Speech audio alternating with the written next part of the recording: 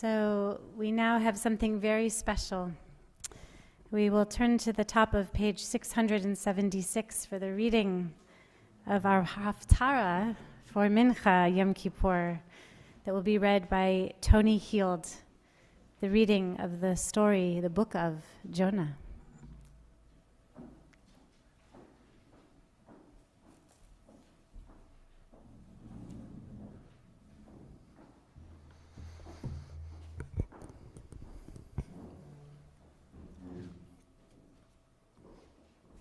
The word of the Eternal came to Jonah, the son of Amittai, saying, "Arise, go to the great city of Nineveh, and cry out against it, for its wickedness is apparent to me."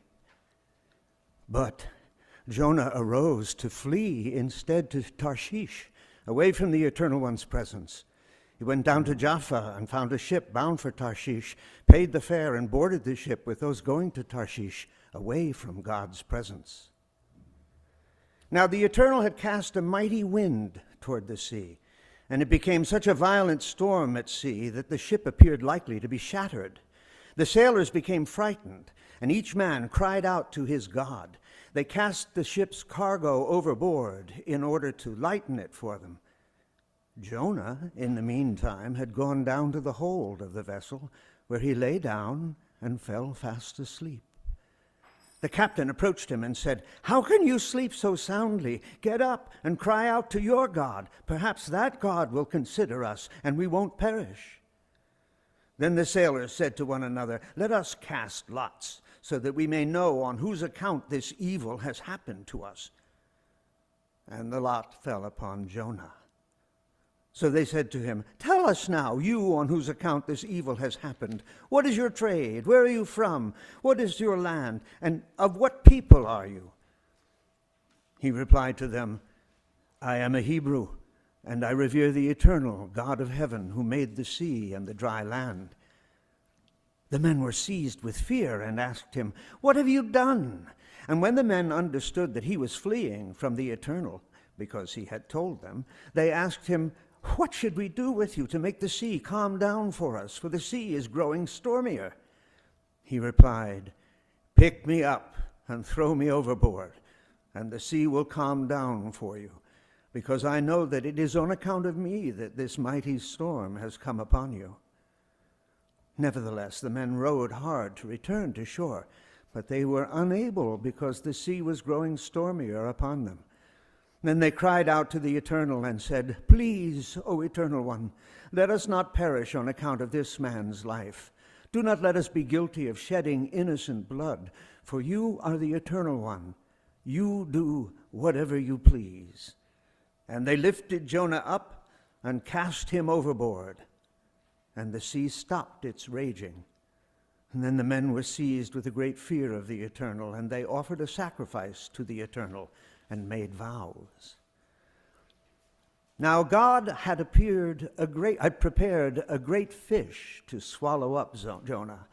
And Jonah stayed in the belly of the fish 3 days and 3 nights. Jonah prayed to the Eternal, his God, from the fish's belly and said, "Out of my distress I called out to God and was answered.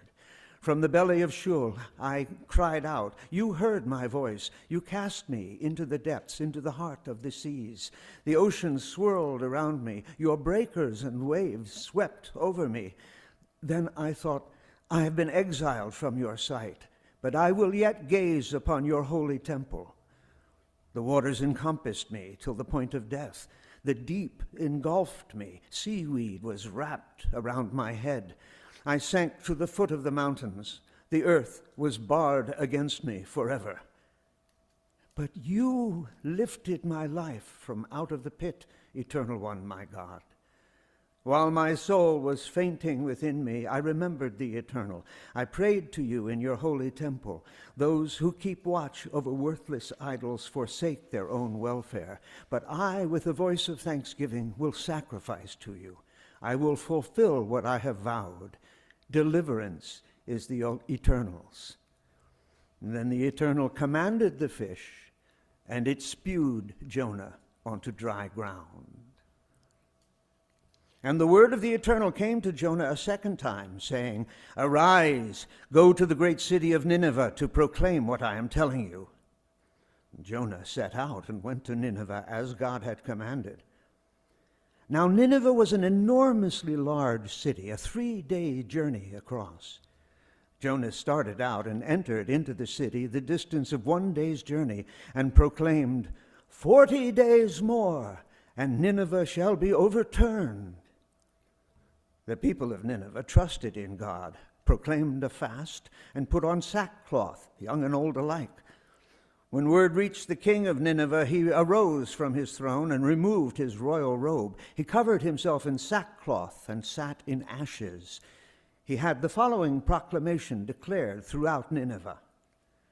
By decree of the king and his nobles, neither human nor beast, nor herd nor flock shall taste anything.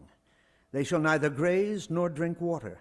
They are to cover themselves with sackcloth, both human and beast, and call out to God with all their strength. Let all turn back from their evil ways and from the injustice of which they are guilty. Who knows whether repentance may cause God to relent and turn away from wrath, so that we do not perish? God then saw their deeds, that they repented from their evil ways, and God relented from the planned calamity and did not carry it out. This distressed Jonah greatly, and it angered him. He prayed to the Eternal, saying, "O Eternal One, is this not what I said while I was still in my own land? I therefore hastened to flee to Tarshish, for I knew that you are a gracious and compassionate God, patient and abounding in kindness, and would relent from punishment. So now, Eternal One, please take my life, for I would rather die than live." The Eternal replied, "Are you right to be so angry?" Jonah left the city and situated himself to its east. He made for himself a booth there and sat under its shade to see what would eventually happen to the city. The Eternal God prepared a kikayon plant, which rose up over Jonah to provide shade over his head and save him from his discomfort. And Jonah rejoiced greatly over the kikayon.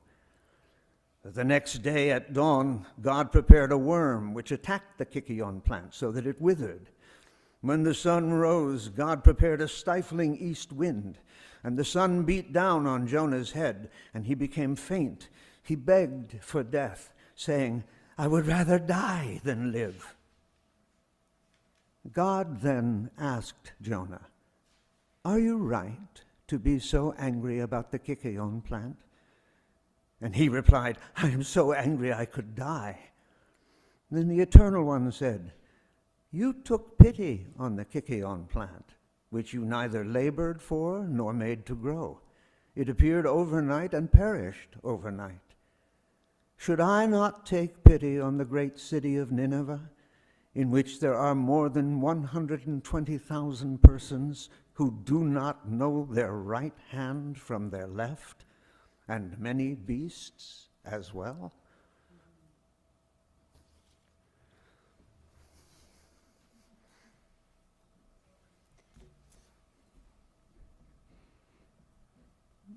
Best reading of Jonah ever. Thank you, Tony.